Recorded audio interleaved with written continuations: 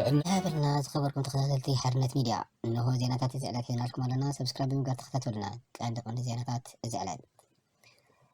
سراويت تقراي تقاتلون كاب زنورو كبابتات عفار انسحبوا عبي مدرسي واچ عمون نوي حجزي تأثيرهم زنورو تقارو ناب زي فلت بتا تقوعيزون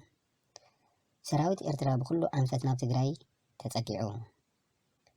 امونغو منغستي إثيوبيان سراويت اونغ زكاير زولو كنات دو كذل يوفيكو تسويعو سلام كسفن كساب حزي زبصح صقامي اكل كلو مراح ሃይማኖት እስልምና ኢትዮጵያ ተዛሪቦም እንግሊዝ ጾታው መሰረት ዝገበረ መጥቃዕትን ዕንወትን ኣብያተ ጥዕና ትግራይ ብጣዕሚ ከም ዘሻቕላ ሓቢራ ኣብ መንጎ ሩስያን ዩክሬንን ክካየድ ዝፀንሐ ዘተ ሰላም ናብ ዕፁብ ማዕጾ ተመሊሱ ክብሉ ፕረዚዳንት ሩስያ ቭላድሚር ፑቲን ተዛሪቦም ሕዚ ድማ ናብ ዝርዝራቶም سراويت تقراي تقاتلون كاب زنورو كابتات عفار انسحبوا بمغنيات سواء راديات ناب تقراي تبصحنت المقبار بوزح مسواتي نحيلتات ارتران عفار ندفيو يحجوا سانح كابتات عفار كمن قربتي زعمسلو كابتات ندحريت تمارسو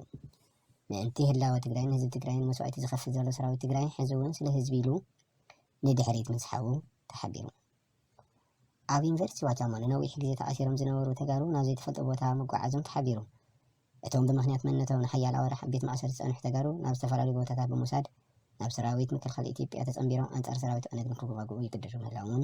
ተገሊጹ ሰራዊት ኤርትራ ብኩሉ አንፈት ናብ ትግራይ ተጸጊዑ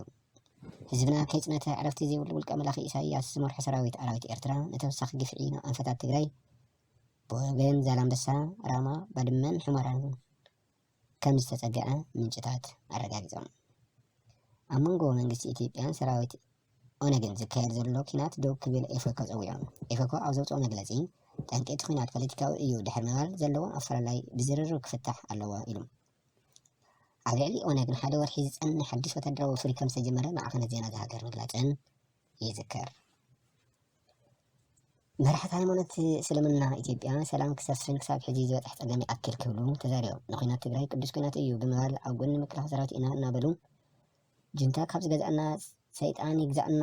እናበሉ ጽልኢ ዝነዝሑ ዝነበሩ መራሕቲ ሃይማኖት ኢትዮጵያ ሎሚ ስለ ሰላም ክሰብኩ ምፍታኖም ንብዙሓት ግርምቲ ምፍጣሩ ኣይተረፈን እንግሊዝ ፆታዊ መሰረት ዝገበረ መጥቃዕትን ዕንወት ኣብያተ ጥዕናን ትግራይን ብጣዕሚ ከም ዘሻቐላ ሓቢራ ከምኡውን ኩሎም ተፃዋዕቲ ሓይልታት ዘይተገደበ ረድኤት ንክኣቱ ኩሉ ኣድላይ ዘበለ ስጉምቲ ክወስዱ ፀዊዓ ኣብ መንጎ ሩስያን ዩክሬንን ክካየድ ዝፀንሐ ዘተ ሰላም ናብ ዕፁብ ማዕጾ ተመሊሱ ክብሉ ፕረዚዳንት ሩስያ ቭላድሚር ፑቲን ተዛሪቦም ንፍሽለት እቲ ዘተ ሰላም ዩክሬን ተሓታቲ ብምግባር ሩስያ ጀመረቶ ወታደራዊ ፍሪት ክትቅፅል ምዃናውን ገሊፆም ኣብ ሃገረ ቱርኪ ክካየድ ዝፀንሐ ዝርርብ ዝተሳተፉ ተወከልቲ ዩክሬን ብወገኖም ዘረባ ፑቲን ኣብ ዘተ ሰላም ፀቕጢ ንምፍጣር ዝዓለመ እዩ ክብሉ ድማ ተዛሪቦም ሎሚ ዝበልናዮም ዜናታት እዚኦም ይመስሉ ነይሮም ሰላም